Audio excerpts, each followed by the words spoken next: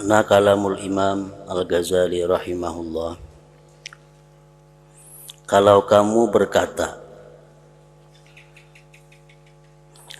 ayat-ayat dan hadis-hadis menunjukkan bahwa campuran riya itu menghapus pahala dan semakna dengannya bercampur dengan mencari harta ghanimah waktu berperang, perdagangan sambil berperang sambil berdagang, dan keuntungan-keuntungan lainnya.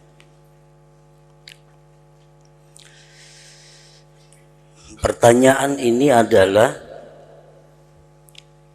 menyikapi penjelasan daripada Imam Al-Ghazali rahimahullah tentang niat beramal.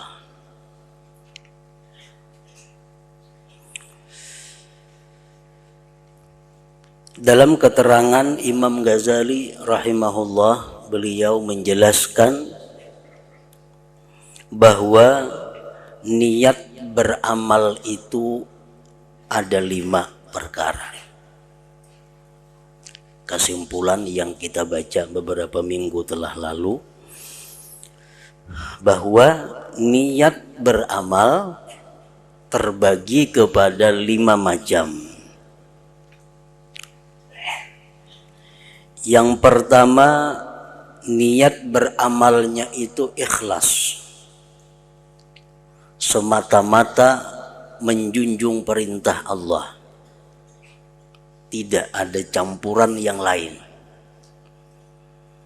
Inya puasa, inya bersedekah, inya umrah, inya naik haji, inya menuntut ilmu, semata-mata niatnya itu karena Allah, tidak ada yang lain sedikit pun campurannya. Itu ikhlas, ngarannya murni. Nah, ini jelas sudah niat seperti itu diterima oleh Allah Subhanahu wa ta'ala. Jelas diterima oleh Allah. Yang kedua, seseorang berniat melakukan amal perbuatan ibadah karena Allah dan karena yang lain.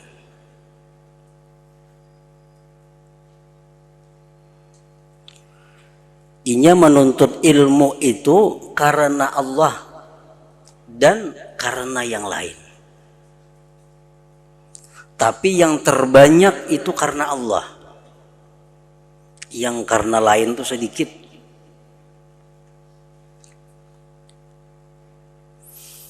Inya menuntut ilmu karena Allah sekaligus membawa dagangan. Tetapi walaupun dagangan itu kadada, tetap inya tulak, tetap inya berangkat menuntut ilmu. Nah, ini ngarannya karena Allahnya lebih banyak daripada karena dagangan. Nah, yang ini menurut Imam Ghazali niatnya itu diterima oleh Allah, pahalanya. Cuma pahalanya itu kada sesempurna yang murni karena Allah semata. Berapa pahalanya tergantung sisanya itu. Jadi misalnya karena perdagangan 40%, karena Allah 60%, berarti putung 40, pahalanya cuma 20%. Pahalanya cuma 20%. Karena 40 pahala ikhlas ini khusus untuk menutupi perdagangan itu. Tak tinggal lagi cuma 20%. Nah, ini masih baik. Yang ketiga, seseorang beramal niatnya sama karena Allah, karena yang lain.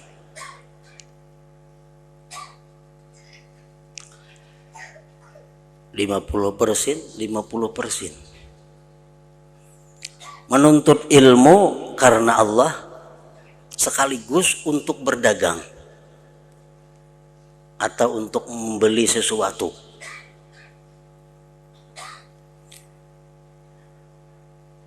Kalau nya kadada jualan, inya kada tulak menuntut ilmu. Kalau kadirin yang dijualnya pacangan di situnya kada tulak menuntut ilmu.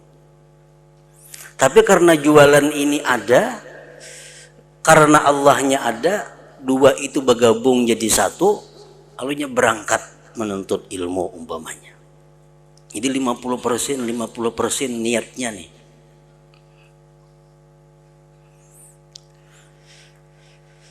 Nah, kalau dagangannya ada umpamanya,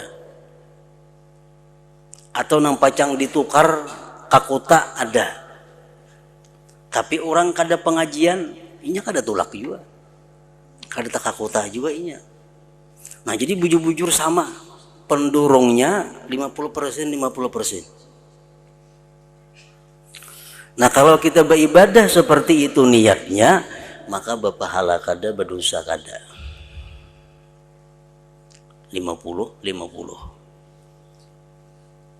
Inya mengaji ke berbagai sekaligus untuk bertukar di pasar, saking berdagang di rumah.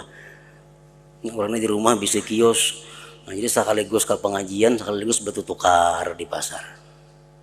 50%. Jakanya pacang kada ditukar, ini kada ke pengajian. Tapi mau pengajian perai, walaupun yang ditukar ada, ini kada ke berbagai juga. Nah, jadi bujur-bujur sama. Nah, kalau macam itu niatnya separuh-separuh, la lahu wa la alai, kada ada pahala, kada ada dosa.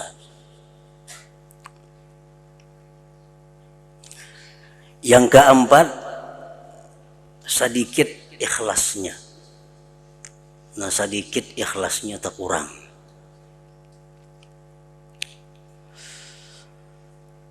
%60 karena yang lain, 40% aja karena Allah.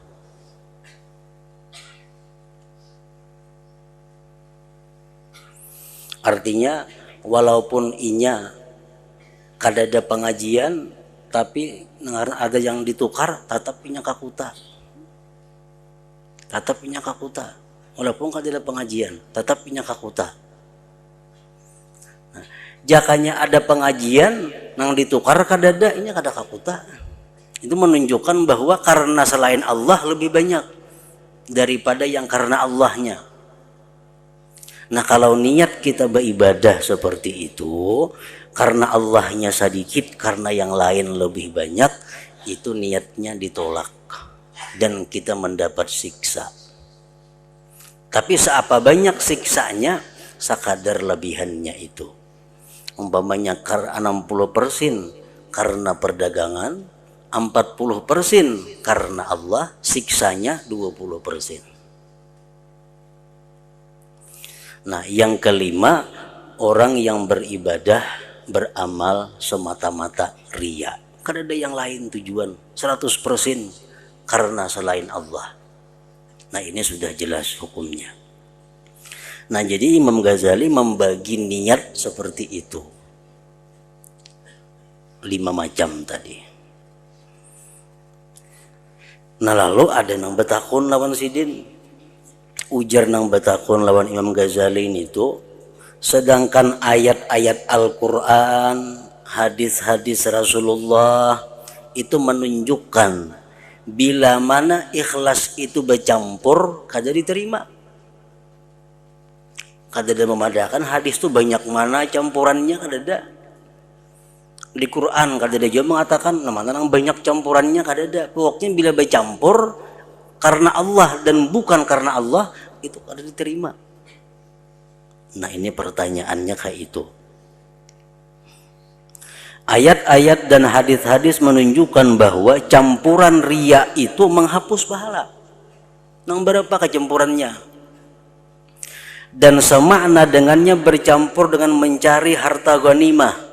Inya berperang, tapi dalam hati ada tujuan untuk mencari harta rampasan perang, perdagangan dan keuntungan-keuntungan lainnya. Dan Taus dan lainnya dari tabi'in meriwayatkan bahwa seorang laki-laki bertanya kepada Rasulullah sallallahu alaihi wasallam tentang orang yang berbuat kebajikan, atau ia berkata ia bersedekah lalu ia suka dipuji dan diberi pahala. Ada orang bertakun lawan Rasulullah, wahai Rasul, ulun ini bersedekah, ulun kapingin dapat pahala, kapingin dipuji orang, kayak apa hukumnya? Dipuji orang hendak, dapat pahala hendak. Maka Rasulullah Shallallahu Alaihi Wasallam tidak mengetahui apa yang akan beliau katakan kepadanya.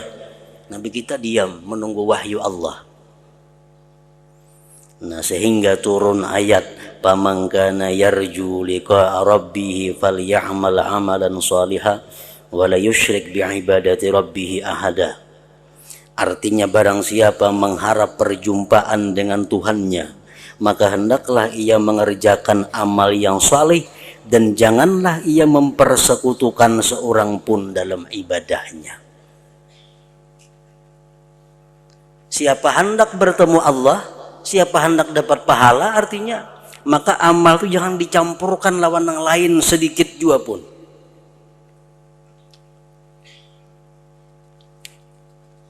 Jangan dicampurkan, jangan disekutukan kepada seseorang juga pun, kayak itu maksudnya. Dan sedangkan ia telah menghendaki pahala dan pujian semuanya. Dan Mu'adz meriwayatkan dari Rasulullah sallallahu alaihi wasallam bahwa beliau bersabda, adnar riya syirkun, artinya serendah-rendah riya adalah syirik.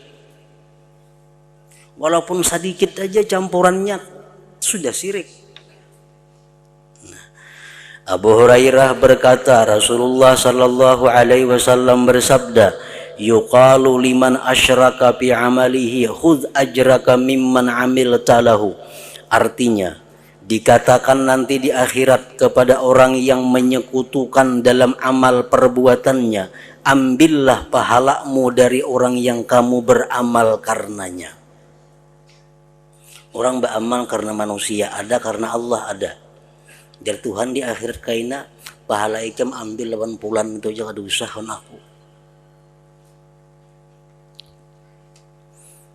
Dan diriwayatkan dari Ubadah bahwa Allah Ta'ala berfirman dalam hadis kudusi, ana aghnal agniya anisyarika man amila li amalan fa asyraka ma'i ghairi wada'tu nasibi li syariki. Artinya, aku adalah sepaling kaya di antara yang kaya dari persekutuan. Barang siapa berbuat suatu amal bagiku, lalu ia menyekutukan bersamaku selainku, maka aku tinggalkan bagianku untuk sekutuku. Allah kada menghiraukan amal ibadah nang bercampur karena Allah ada, karena yang lain ada. Abu Musa meriwayatkan bahwasanya orang A'rabi datang kepada Rasulullah sallallahu alaihi wasallam, lalu ia berkata, "Ya Rasulullah, seorang laki-laki berperang karena kemarahan, dan seorang laki-laki berperang karena keberanian, dan seorang laki-laki berperang agar diketahui kedudukannya. Maka siapakah di antara mereka yang di jalan Allah?" Maka Rasulullah sallallahu alaihi wasallam bersabda, "Man qatala litakuna kalimatullah hiyal uliya fahuwa fi sabilillah." Artinya barang siapa berperang agar kalimat Allah itu tinggi, maka ia di jalan Allah. Nang berperang karena menunjukkan keberaniannya, nang berperang karena ingin dipuji sebagai pahlawan, itu kada termasuk sabilillah.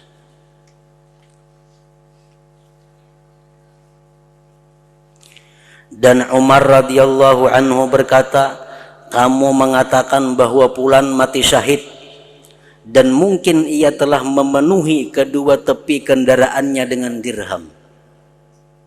Padahalnya berperang mencari harta rampasan perang. Ibnu Mas'ud radhiyallahu anhu berkata, Rasulullah sallallahu alaihi wasallam bersabda, "Man hajara yabtaghi syai'an minad dunya fahuwa lahu." Artinya barang siapa berhijrah dengan mengharapkan sesuatu dari dunia, maka itu baginya. Nah, dari hadis-hadis yang disebutkan tadi, sedikit pun kadada merinciakan, meuraikan campuran itu nang mana nang banyak, nang mana nang sedikit. Siapa yang berperang karena dunia, itu bukan sabilillah. Titik. Siapa yang hijrah karena dunia, maka itulah bagiannya dunia. Titik. Siapa yang bersedekah kada karena Allah, maka itu berarti adalah ria. Titik.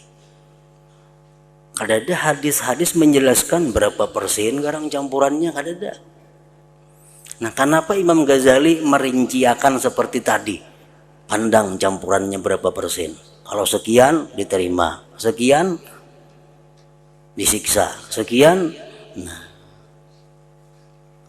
itu orang bertanya kepada Imam Ghazali, artinya apa dasar pian yang menerangkan bahwa campurannya itu perlu dihitung, campuran itu perlu dipandang, ditimbang.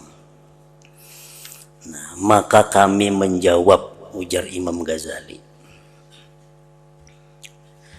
hadis-hadis ini yang disebutkan tadi tidak bertentangan dengan apa yang telah kami sebutkan.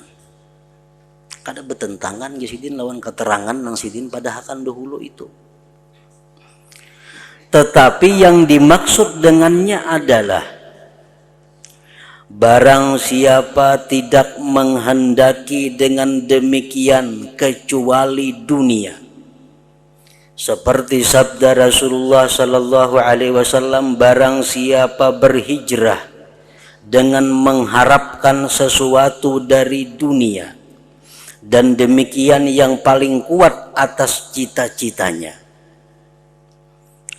Nabi kita mengatakan tadi, siapa yang hijrah dari Mekah ke Madinah karena dunia. Nah, itu pahamannya, ujar Imam Ghazali, bahwa orang itu hijrah dari Mekah ke Madinah adalah semata-mata untuk dunia. Tidak ada yang karena Allahnya. Jadi cocok aja kalau kayak itu orang hijrah semata-mata karena dunia, ya dunialah yang ia dapat. Dan telah kami sebutkan bahwa demikian itu adalah perbuatan maksiat dan permusuhan. Orang berperang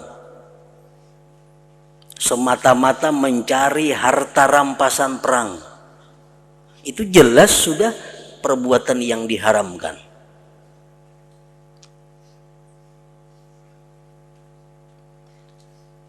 Bukan karena mencari dunia itu haram, bukan. Tetapi mencari dunia dengan amal-amal agama itu haram. Sembahyang dengan tujuan supaya dapat kedudukan dunia, beribadah supaya tujuan dapat pengaruh dalam dunia, nah itu yang diharamkan. Karena dengan riya padanya dan merubah ibadah dari tempatnya. Adapun kata-kata persekutuan di mana itu disebutkan Allah tidak akan menerima niat yang bersekutu. Kalau kita beribadah karena Allah dan karena selain Allah, Allah kada menerima. Bersekutu. Nah, kata-kata bersekutu itu, ujar Imam Ghazali, maka itu mutlak untuk persamaan. Kata-kata bersekutu itu artinya 50%, 50%.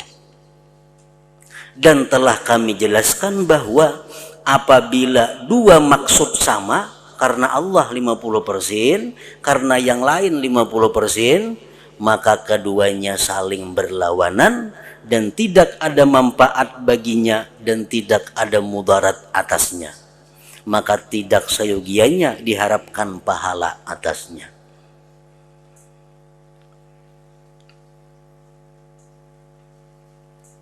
Nah, jadi sebenarnya Al-Quran dan hadis Rasulullah itu kadang bertentangan dengan apa yang diterangkan oleh Imam Ghazali tadi. Kemudian sesungguhnya manusia ketika menyekutukan inya beribadah karena Allah ada, karena selain Allah ada. Nah, ketika menyekutukan itu, selamanya itu dalam bahaya. Manusia ini dalam bahaya. Kalau kita ini beribadah karena Allah ada, karena selain Allah ada, itu bahaya. Kenapa bahayanya? Karena ia tidak tahu mana di antara dua perkara itu yang lebih kuat atas maksudnya. Kadang-kadang kalau kau menimbang, nah mana yang terbanyak, maka kadang-kadang itu adalah bahaya atasnya. Bujur ya, tadi kalau kita beribadah bercampur karena Allah lawan karena yang lain. Kalau banyak karena Allah, pahala. Kalau sama, kada berpahala, kada berdosa. Itu kalaunya kita tahu timbangannya, persinannya itu. Nah, kalau kita kada tahu, kita dalam bahaya.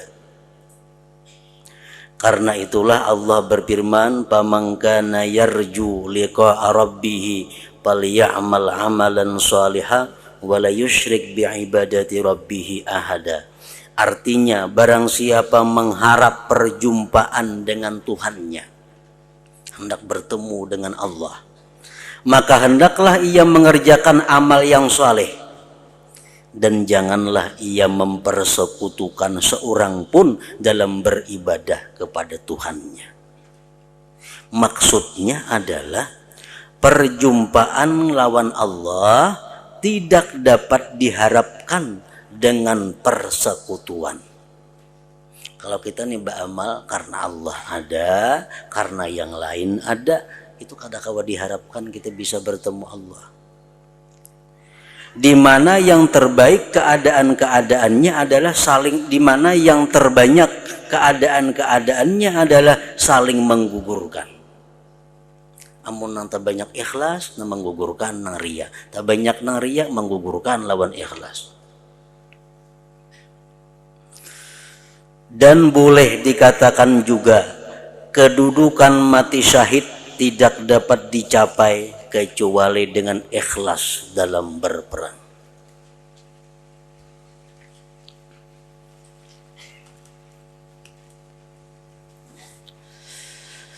Dan jauh bahwa dikatakan bahwa barang siapa yang durungannya adalah keagamaan karena Allah, di mana durungan itulah yang mendurungnya kepada semata-mata berperang. Berperang semata-mata durungannya karena Allah, sekalipun tidak ada harta ghanimah, dan ia mampu memerangi dua golongan dari orang-orang kafir yang salah satu dari keduanya itu kaya dan yang lain itu fakir. Lalu ia condong kepada pihak yang kaya untuk meninggikan kalimat Allah dan harta ghanimah, maka tidak ada pahala baginya atas peperangannya sama sekali. Orang ini berperang karena Allah. Nang diperang ini orang kafir miskin ada, kafir kaya ada. Inya mampu memerangi kedua-duanya. Diperanginya nang kaya karena mengunting harta ghanimahnya. Nah, itu jelas sudah kada akan mendapat pahala dalam peperangannya itu.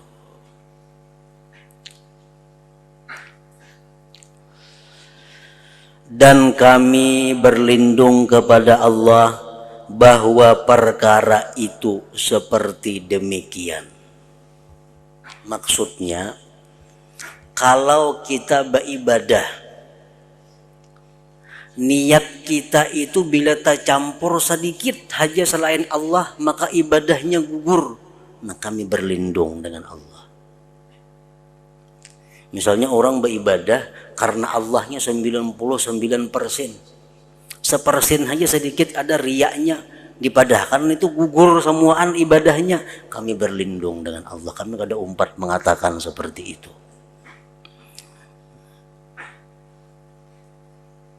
Ibadah mesti 100% maka ikhlas. Kalau sedikit saja bercampur ria, maka ibadahnya kada berpahala. Nah, kami berlindung daripada Allah, daripada perkataan seperti itu. Kami kada umpat mengata seperti itu, menjadi Imam Ghazali. Sesungguhnya ini adalah kesempitan dalam agama. Ini mempersulit agama ngarannya. Sulit kita beribadah 100% maka karena Allah. Kalau ada yang lain-lainnya, bila ada yang lainnya gugur pahalanya, sulit itu. Sesungguhnya ini adalah kesempitan dalam agama dan tempat masuknya keputusasaan atas kaum muslimin. Putus asa orang kayaknya beribadah. Sedikit saja gugur ibadah pahalanya, sedikit saja nggak ada beribadah lagi orang sama sekali.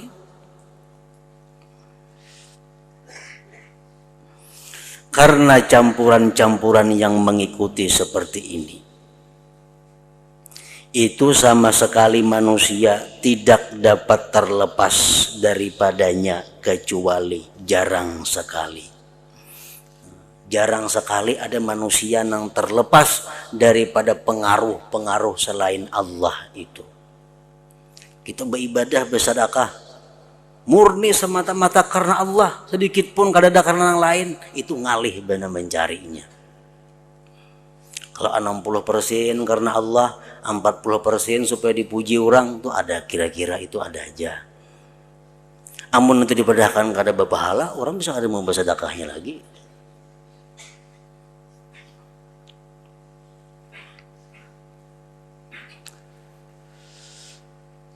Maka pengaruh ini pada pengurangan pahala. Nah, pengurangan aja.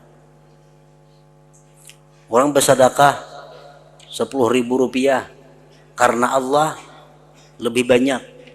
Riaknya ada juga sedikit. Nah, kurang pahalanya. Kada menghapus sama sekali. Nah, itu. Orang naik haji karena Allah ada. Tapi hendak sambil berlapang-lapang di situ muyak lawan di kampung, ada juga sedikit nih tuh. Nah, ada aja pahalanya, cuma kurang daripada yang sempurna karena Allah. Nah, jangan dipadahkan gak ada berpahala sama sekali. Adapun pada penghapusan pahala, maka tidaklah demikian.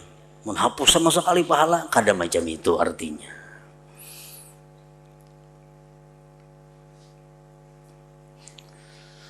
Namun manusia pada yang demikian itu dalam bahaya yang besar.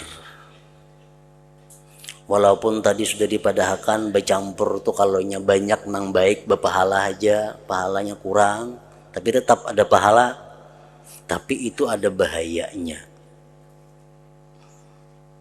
Karena ia kadang-kadang menduga bahwa pendorong yang lebih kuat adalah kasat mendekatkan diri kepada Allah.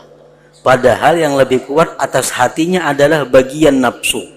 Nah, itu kan bahayanya. Mengkurang teliti kayaknya disangka yang terbanyak tuh karena Allah. Padahal dalam hati sebujurnya yang banyak tuh karena nafsu.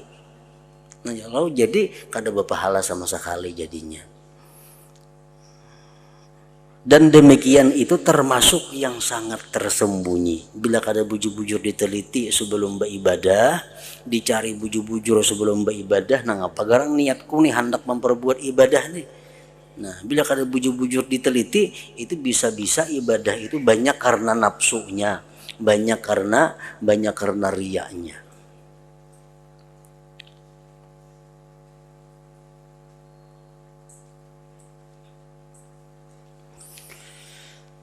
Maka tidak hasil pahala kecuali dengan ikhlas. Ikhlas tuh pana maulah berpahala. Berapa persen ikhlasnya, itulah dapat pahala. Dan ikhlas itu sedikit sekali diyakini oleh seorang hamba dari dirinya, walaupun ia telah bersungguh-sungguh dalam ihtiyat. Maka karena itulah semestinya ia selama-lamanya setelah sempurna ijtihad bersungguh-sungguh, sudah berhimat bersungguh-sungguh supaya ikhlas, adalah bimbang, tetap hatinya bimbang di antara ditolak dan diterima amal perbuatan itu. Kita jangan sekali-kali meyakini bahwa amal kita diterima Allah. Tuh kada boleh meyakini. Aku yakin amalku diterima Tuhan. Di mana tahunya? Kita mesti bimbang. Sampai kita mati kita bimbang. Apakah amal diterima atau kada? Amal diterimakah atau kada? Lagi takut bahwa dalam ibadahnya terdapat penyakit yang mana bahayanya itu lebih banyak daripada pahalanya. Dan begitulah adanya orang-orang yang takut dari orang-orang yang mempunyai hati. Dan begitulah semestinya setiap orang yang mempunyai mata hati. Setiap orang yang punya mata hati mestinya selalu takut, selalu bimbang. Amal ibadahku diterimakah, kadakah? Banyak penyakitnya kah, banyak baiknya kah? Banyak ikhlasnya, banyak riyaknya kah? Selalu bimbang terhadap amal ibadah yang sudah dilakukan itu. Karena itulah Sufyan rahimahullah berkata, saya tidak membilang dengan apa yang tampak dari amal perbuatanku. Jadi Sufyan Tsauri, amal ibadahku nang kelihatan orang tuh kuanggap asal ada berpahala semua itu sudah. Kayak itu maksudnya. Lebih baik anggapan macam itu daripada anggapan berpahala. Karena anggapan berpahala dalam dunia, di akhirat pas kata ada pahalanya. Nah kalau dalam dunia kita menganggap bahwa ibadahku itu karena berpahala, tapi di akhirat karena ada pahalanya, nah itu keberuntungan yang besar. Saya tidak membilang dengan apa yang tampak dari amal perbuatanku. Abdul Aziz bin Abi Rawat berkata, saya berjiran dengan Baitullah ini selama 60 tahun. Aku diam di Makkah 60 tahun artinya. Dan saya telah menunaikan haji 60 kali. 60 kali naik haji. Naik haji seorang lain naik haji badal haji ini tuh. Orang wahini 10 tahun di Makkah sekali aja berhaji, 9 kali itu ambil upah badal haji benam lagi. Orang bahari 60 kali bujur untuk seorang. Dan saya telah menunaikan haji 60 kali. Maka saya tidak masuk pada sesuatu pun dari amal perbuatan bagi Allah. Aku menganggap amalku itu kadang ikhlasnya semuaan itu. Kadang murninya. Melainkan saya periksa diriku, lalu saya dapatkan bahagian syaitan itu lebih sempurna daripada bahagian Allah. Mudah-mudahan tidak ada manfaat bagiku dan tidak ada mudarat atasku. Jadi guys, mudah-mudahan haji nang ku gawi 60 kali itu berpahala kada, berdosa kada. Daripada orang itu kada percaya dengan dirinya sendiri. Kada percaya dengan dirinya sendiri. Bersamaan dengan ini, maka tidak semestinya bahwa ia meninggalkan amal ketika takut penyakit dan riya. Nah, mengka itu ngalihnya beramal, banyak peraya beramal sama sekali. Jangan sampai macam itu. Karena sesungguhnya demikian itu akhir keinginan syaitan daripadanya. Kalau kita berkesimpulan mengalihnya ikhlas nih diperaya beramal, nah itu yang dikehendaki syaitan sebenarnya. Kita jangan beramal. Maka tidak semestinya bahwa ia meninggalkan amal karena takut penyakit dan riya. Udah hendak sampai yang berjamaah ke masjid, kalau pindah riya hati. Nah, itu iya kawannya syaitan itu. Itu yang dimaksudnya syaitan supaya jangan ke masjid itu.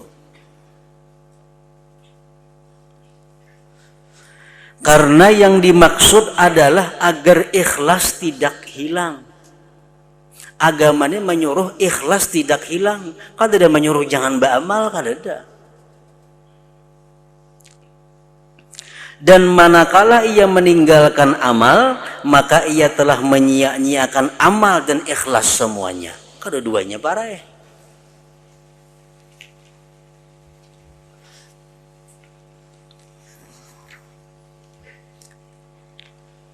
Jadi beramal walaupun riya, terus akan beramal sambil usaha ada untuk mengurangi riyanya itu sampai yang menangnya adalah ikhlas karena Allah. Karena Allah kalau dia menyuruh, Rasul kalau dia menyuruh jangan beramal kalau takutan riya kadada. Nang ada suruhan tuh beramallah buangi riya. Nah kayak itu.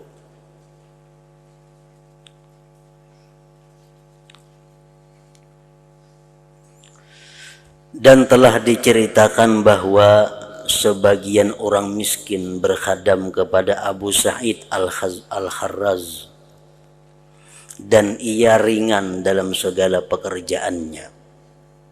Orang ini berkhadam lawan syekh ini rajinan luar biasa. Lalu Abu Sa'id berbicara tentang ikhlas pada suatu hari, di mana ia menghendaki keikhlasan segala gerakan.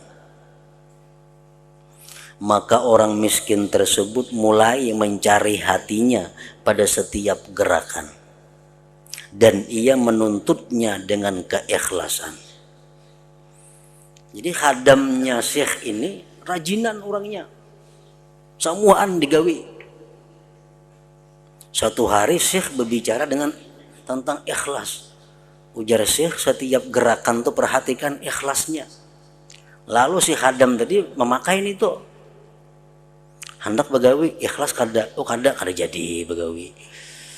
Ikhlas kada, hendak bersapu ikhlas kada jadi bersapu kalau pinaria. Maka sulit atasnya memenuhi segala keperluan dan syekh merasakan mudarat dengan demikian. Nah Pak khadam nih rumah bahemburan kada bersapu lagi. Lalu syekh menanyakan kepadanya tentang perkara, kenapa yang bakulir wah ini begawi? Maka orang miskin tersebut memberitahukan kepadanya bahwa ia menuntut dirinya dengan hakikat ikhlas. Ulun gawi nang ikhlasnya aja lagi wah ini, nang kada ikhlas kada ulun gawi. Nah. Bahwa ia menuntut dirinya dengan hakikat ikhlas dan bahwa ia lemah daripada ikhlas dalam kebanyakan pekerjaannya, maka ia meninggalkannya. Maka Abu Sa'id berkata, jangan kamu perbuat, karena ikhlas tidak memutuskan muamalah hubungan sesama manusia. Ikhlas itu bukan menyuruh ampih beramal kada. Ikhlas bukan menyuruh ampih bekerja kada. Ikhlas bukan menyuruh ampih beribadah kada. Maka rajinlah kamu kepada amal dan bersungguh-sungguhlah dalam menghasilkan ikhlas. Ikan beramal tetap, tapi usahakan supaya ikhlas. Maka saya tidak mengatakan kepadamu tinggalkanlah amal, dan hanya saja saya mengatakan kepadamu ikhlaskanlah amal. Nah, jadi ini merupakan tempat di mana syaitan mudah menggoda orang-orang yang lemah kemampuan ilmunya. Banyak kita mendengar perkataan-perkataan seperti itu. Al-Fudail telah berkata, meninggalkan amal disebabkan makhluk adalah riya. Itu sudah riya.